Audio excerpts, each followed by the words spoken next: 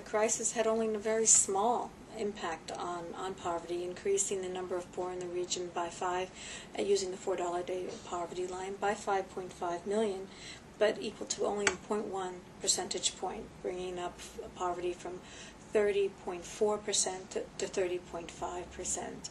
Again, underscoring the fact that there have been strong investments in recent years in safety nets and improved access to basic services.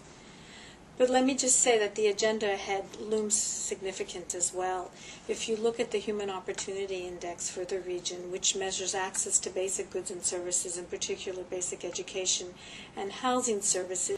we've been able to, and looks at not only coverage, but the equity of that coverage. We've improved the index from 64 to 72% between 1995 and 2008. But there's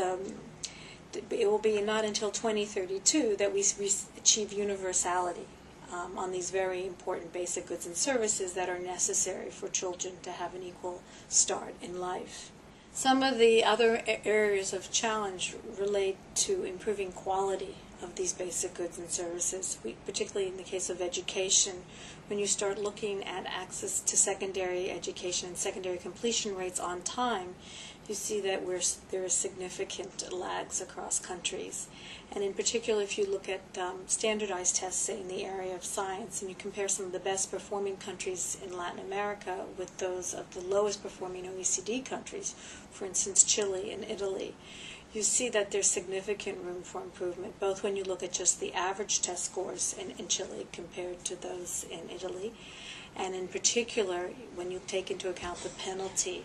of children who are in families with more challenging circumstances, parents with less education, less income in rural and remote areas, you see their test scores are significantly lower in Latin America than children in the capital city with both parents present and with higher levels of income. So this opportunity gap, if you will,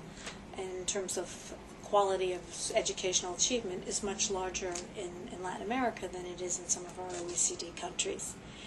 But looking ahead, again, I see cause for optimism because there's tremendous hunger on the parts of our clients to understand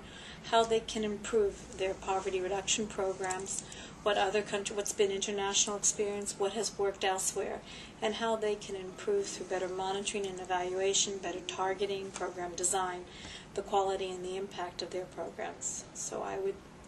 remain very optimistic for what we can see ahead.